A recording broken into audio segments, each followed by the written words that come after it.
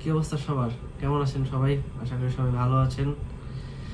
আপনাদের সামনে হাজির হলাম বাংলাদেশের সেমিফাইনাল ম্যাচ প্রিভিউ নিয়ে।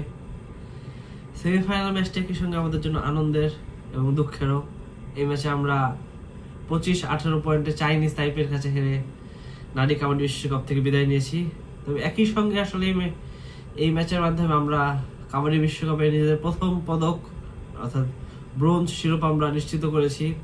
এটিও আমাদের জন্য বেশ বড় একটি সাফল্য। আসলে যদি আমরা ধরতে যাই, এই সাফল্যের হাত ধরেই হয়তো আমরা পরবর্তীতে সিলভার কিংবা গোল্ডের জন্য লড়বো এবং হয়তো আগামী বিশ্বকাপগুলোতে আমরা গোল্ড জিতবো, সেই আশায় রাখছি। চলুন এই ম্যাচটি নিয়ে আসলে আলোচনা করি। এই ম্যাচটি নিয়ে আলোচনা করতে গেলে প্রথমে আমি আসলে অ্যাপ্রিসিয়েটই করতে চাই যুব ক্রীড়া মন্ত্রণালয়কে। বাংলাদেশ জাতীয় নারী কাবাডি দলের যে ক্যাপ্টেন রূপালী, তিনি তার দুর্দান্ত ক্যারিয়ার এই নারী বিশ্বকাপের সেমিফাইনাল ম্যাচের মধ্য দিয়ে তিনি তার ক্যারিয়ার ইতি টেনেছেন। কাবাডি ক্যারিয়ার তিনি রিটায়ারমেন্ট নিয়েছেন। তো ম্যাচের শুরুতেই বাংলাদেশের যুব ক্রীড়া মন্ত্রণালয়ের সম্মানিত উপদেষ্টা আসিফ মাহমুদ সজীব ভূঁইয়া, তিনি বাংলাদেশ কাবাডি ফেডারেশনের কর্মকর্তাগণ তাকে যে একটি ট্রিবিউট দিয়েছে, তাকে মুকুট পরিয়ে দেওয়া হয়েছে। তো এই বিষয়গুলি না পরবর্তীতে আরো নতুন ট্যালেন্টদের কাবাডি খেল উদ্বুদ্ধ করবে। তো এই জেস্টারের জন্য অবশ্যই বাংলাদেশ কাবাডি ফেডারেশন এবং যুব ও ক্রীড়া মন্ত্রণালয় একটি হাততালি পায়। তো এবার আসুন আসলে আমরা ম্যাচ নিয়ে আলোচনা করি। তো যারা নাকি আমার প্রিভিউ ভিডিও দেখেছেন, তারপরে জানেন প্রিভিউ ভিডিওতে আমি বলেছিলাম যে আসলে বাংলাদেশের তুলনায় চাইনিজ টাইপের স্পিডটা অনেক বেশি। এই ম্যাচে আমরা স্পিডি বিট হব। তো ম্যাচটা স্লো স্টার্ট করতে, তো দেখুন বাংলাদেশ কিন্তু আসলে স্লো স্টার্টই করে। আমরা খুব হেড টু হেড ফাইট দিচ্ছিলাম চাইনিজ টাইপেকে। আমার হাফ টাইমের যদি আমার স্কোর মনে পড়ে, হাফ টাইমে আমাদের স্কোর ছিল হচ্ছে চাইনিজ টাইপে 9, বাংলাদেশ 8, এবং আমরা ঠিক ওইভাবেই ডুয়ার ডাইডে খেলছিলাম, আমরা ট্যাকেল করছিলাম। এই ম্যাচে এক্সট্রাঅর্ডিনারিলি আমাদের ডিফেন্সটা খুব ভালো চলে। তো তবে এই ম্যাচে যেটা সমস্যা হয়, আচ্ছা সেই বিষয়ে আমরা একটু পরে আলোচনা করছি। তো ডিফেন্সটা দুর্দান্ত চলে এবং আমরা যেটা বলেছিলাম যে 7 জনের বা 6 জন যখন নাকি ডিফেন্ডার আমাদের কোর্টে থাকে, তখন আমাদের খেলার মধ্যে একটা কম্বিনেশন অভাব দেখা দেয়। কিন্তু সেই অভাবটা না 4-5 জনের ডিফেন্সে তেমন একটা লাগে না, বা 4-5 জনের ডিফেন্স বাংলাদেশ বেশ ভালোই করে। তো সেইভাবে কিন্তু আমরা এই ম্যাচে কিন্তু যখন দেখি আমাদের কোর্টে প্লেয়ার ছিল 4 বা 5 জন, তখন কিন্তু আমরা ঠিকই চাইনিজ টাইপকে আটকে দিতে পেরেছি, which is a very good sign. But ম্যাচটা আমরা হারলাম কোথায় যদি সেই হিসেবে আলোচনা করি, তাহলে দেখেন এই ম্যাচে আসলে আমরা বলেছিলাম বাংলাদেশ দল আসলে রেড পয়েন্টের উপর বহুলভাবে নির্ভর করে। আমরা যে বাকি ম্যাচগুলো জিতে নিয়েছি, এখানে আমাদের রেডারদের একটা বড় অবদান ছিল। আমাদের যে রেডার বৃষ্টি বিশ্বাস এবং শ্রাবণী মল্লিক, এই ম্যাচে দেখুন, এই ম্যাচে কিন্তু আসলে আমাদের যে রেডার শ্রাবণী, তিনি কিছু পয়েন্ট আনলেও বৃষ্টি বিশ্বাসের কাছ থেকে কিন্তু আমরা তেমন কোনো পয়েন্ট দেখতে পাইনি ম্যাচের অন্তত প্রথমার্ধে।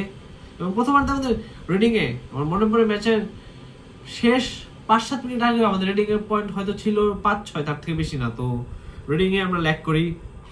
আমরা বলেছিলাম আমাদের রিডিং এ আমাদের ডিফেন্স ব্লক করলে আমাদের পয়েন্ট নিয়ে আসতে কষ্ট হয়, আমাদের স্পিড একটু কম চাইনিজ টাইপের তুলনায়।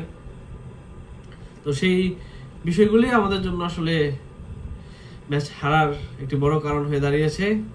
যদিও ম্যাচের শেষ অংশে আমাদের রেডাররা কামব্যাক করার একটা চেষ্টা করেছিল, but that was not enough. আর ডিফেন্সের কথা যদি বলি, ডিফেন্সের প্রথমার্ধে আমাদের ডিফেন্স বেশ ভালো ছিল, একদম বলা চলে যে অন পয়েন্ট ডিফেন্স হয়েছে। চাইনিজ টাইপের যে রেডার আইমিং লিন, তাকে আমরা আটকে রাখতে সক্ষম হয়েছিলাম ম্যাচের প্রথমার্ধে। চাইনিজ টাইপের কাছে আমরা তেমনভাবে আননেসেসারি পয়েন্ট যে লুজ করে বাংলাদেশ কাবাডি দল, সেটা করেনি। কিন্তু সেকেন্ড হাফে আবার ঠিক একই সমস্যা দেখা দেয়। সেকেন্ড হাফে কিন্তু আমরা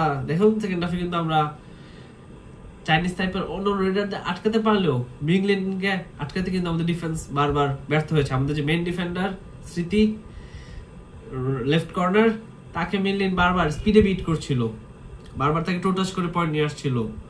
তো ওই দিক দিয়ে চাইনিজ টাইপের যখন নাকি রিডিংটাও অন পয়েন্টে এসে পড়ে এবং তাদের ডিফেন্স আমাদের রেডারদের উপর একটু চড়াই ছিল, যদিও আমরা কিন্তু ডুয়োতে রেডি খেলার চেষ্টা করছিলাম, তবে যাই হোক, তাদের দুইটা ডিপার্টমেন্টই কাজ করা যখন নাকি শুরু করলো এবং ম্যাচটা আমাদের হাত থেকে বের হয়ে যায় যখন বাংলাদেশ প্রথমার্ধে অল আউট হলো। তো এইভাবেই আমরা এই ম্যাচ হেরে টুর্নামেন্ট থেকে বিদায় নিয়েছি। তবে আমরা এই ম্যাচের হারার মাধ্যমে ম্যাচ হারলেও আমরা ব্রোঞ্জ পদক নিশ্চিত করেছি, যে বিষয়টা আমাদের জন্য গর্বের। সেজন্য বাংলাদেশ নারী কাবাডি দল একটি হাততালির প্রাপ্য। তো যাই হোক, এই টুর্নামেন্ট আমাদের জন্য আসলে বলতে গেলে বেশ ভালোই গিয়েছে। আমরা হোস্ট ছিলাম, তো হোস্ট হয়ে যদি আমরা টুর্নামেন্টে তৃতীয় হয়ে শেষ করতে পারি, that was not a bad result. তবে এই টুর্নামেন্ট থেকে আমাদের শিক্ষা নিয়ে আমাদের সামনে এশিয়ান গেমস রয়েছে, সামনে 27 সালে হয়তো আরেকবার নারী বিশ্বকাপ হবে, সেখানেও আমরা আরো ভালো এবং ইতিবাচক কিছু করব সে আশা রাখছি। নারী কাবাডি দলের প্লেয়ারদের জন্য, নারী কাবাডি দলের কোচিং স্টাফ এবং বাংলাদেশ কাবাডি ফেডারেশনকে আমাদের এত সুন্দর কিছু খেলা, সুন্দর কিছু মুহূর্ত এবং সুন্দর একটি টুর্নামেন্ট দেওয়ার জন্য তাদেরকে ধন্যবাদ জানাই। একই সঙ্গে এত বড় কাবাডি বিশ্বকাপ আয়োজন করার সাহস দেখানোর জন্য যুব ও ক্রীড়া মন্ত্রণালয় আমাদের কাছে একটি ধন্যবাদ পায়। তো সব মিলে একটা বেশ ইন্টারেস্টিং টুর্নামেন্ট বাংলাদেশ নারী কাবাডি দল শেষ করলো। এখনো হয়তো টুর্নামেন্টের সবচেয়ে গুরুত্বপূর্ণ ম্যাচ, ফাইনাল ম্যাচ রয়েছে। আমরা সেই ম্যাচের রিভিউ নিয়ে আসবো আপনাদের সামনে।